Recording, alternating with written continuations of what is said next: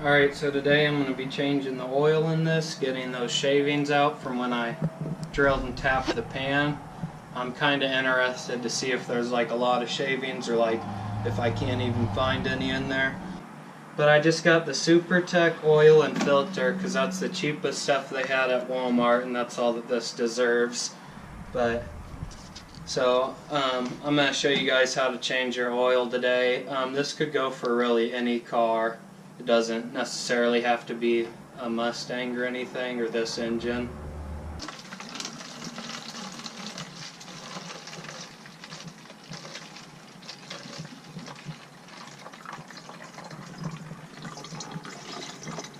Alright, so all you'll need is a pan or really any kind of container to keep the oil in, a wrench or socket for whatever size your oil drain plug is on the pan, clearly your fluid and your new filter, and then this is kind of optional. This is an oil filter wrench to get the oil filter off. There's different types. With this kind you put a socket on it, but you should be able to get it off by hand.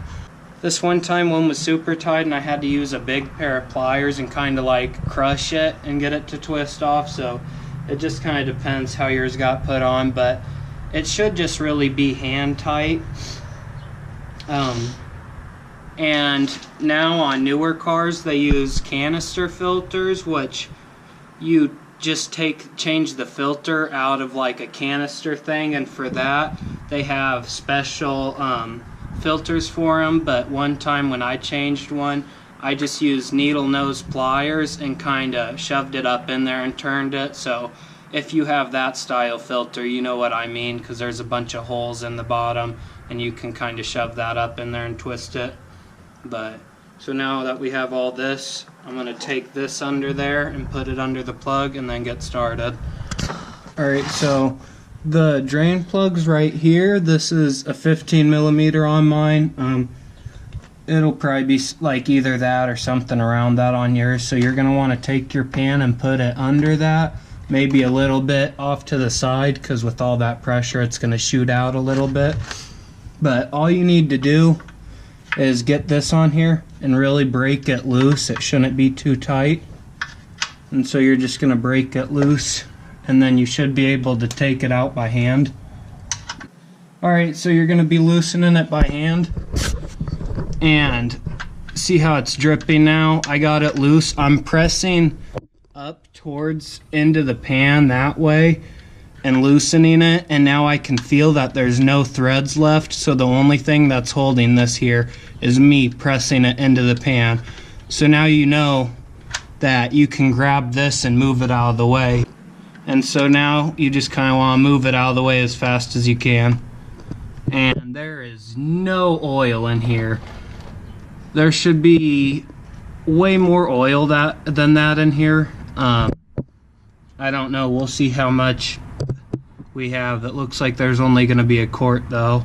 And some people also recommend, before you drain your oil like this, to get it not necessarily hot but kind of warm, just to get the oil all mixed up and get all the contaminants like floating in the oil.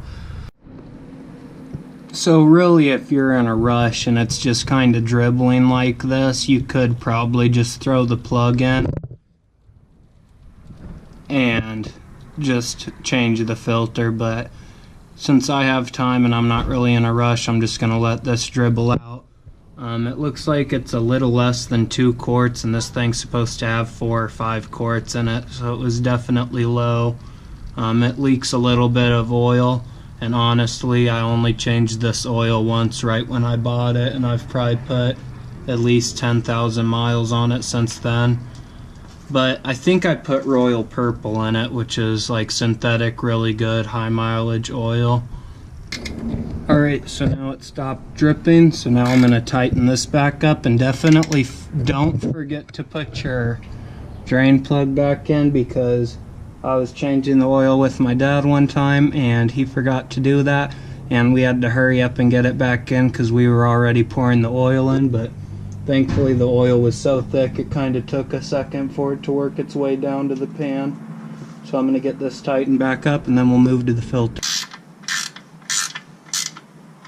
And you don't want to like torque this down, like that's snugged up. That's really all you want, because if I break this, you're pretty much screwed and you have to change the pan. And on this engine, the engine has to come out. So you just leave that there, clean this up with the rag, and then move on to the filter. Alright, so next I'm going to pull off the oil filter right here. And at this step, make sure that you also move your oil pan, because you want to like catch the oil that's going to drain out of here. Some oil filters, mine's pretty like nice up and down. It's like vertical, but some of them are like upside down, and those ones are like clearly going to be more of a mess than this. But I tried to put my oil wrench on it, and as you can see, it just kind of twists, so that shows how useful these are. So it's a little bit oily. I'm just going to wrap this paper towel around it, and then there, see, it's really not, these really aren't too tight. And now just loosen this, and then be careful, it's making a mess. Once it's drained so much, I guess you can just grab it. You're probably gonna get oil on you, so just get over it. And kind of same with this one, push up as I'm loosening it, so then it doesn't just fall. Do that. Alright, well, definitely don't do that. I dropped it and that almost hit my phone. And that rolled over here and made a huge mess in my garage. But we got it contained. You want to check this like mating surface and make sure that there's no gasket on this, because if there is, then the new oil filter is going to have a gasket, and you're going to double gasket it, and this is going to spray oil everywhere. So make sure that doesn't have a gasket on it. You can wipe this up if you want. Now with your new filter, you're not going to be able to really do this if your filter sits upside down, which some of them do, but mine sits like this. And if it sat like this, I'd fill it all the way up with oil, but since it sits like this, I'm going to fill it up about halfway. It's good to fill these up with oil just so then it's not dry when you start it or whatever. And you want to lube up this gasket, just because you don't ever want to install a gasket dry or a seal dry. Usually what I do is I'll take this, make a huge mess, because why not?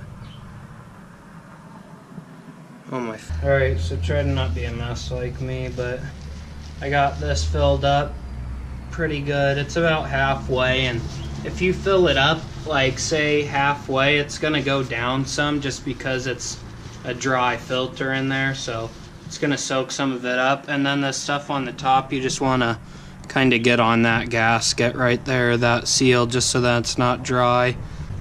Alright, so now this is why you don't want to put too much in, because if this would have been topped off clearly, I would have just dumped it out and it would have just been a waste. But then you just get that up there, add some pressure to it, and then just tighten it down. Make sure it doesn't cross thread. It should thread on really easily. And then it's like it's snugged up there, so then you're going to want to wipe it off and get all this grease off, so then you can tighten it down maybe another turn from there when it snugs up. And see, just get it hand tight like that. Make sure it's pretty good. You probably don't need to funnel this excessive, but it's just what I have. You're going to want to know the capacity of your oil.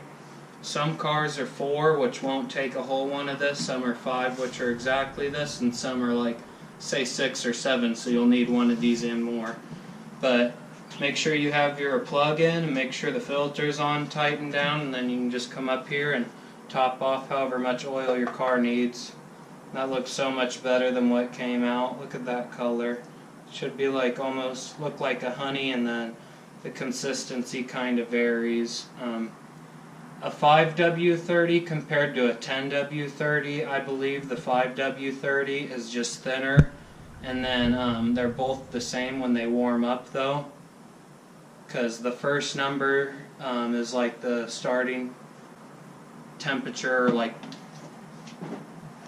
Alright, so now that you've topped off your oil and rust-proofed your fender, I'm going to take what I drained from the engine and I'm going to dump it into the container what I just filled it up with. That's just always what I do, and then you can usually take your old oil like to a part store and they'll dispose of it for you or whatever. Just take this and try to not make a mess. I think I've made enough today.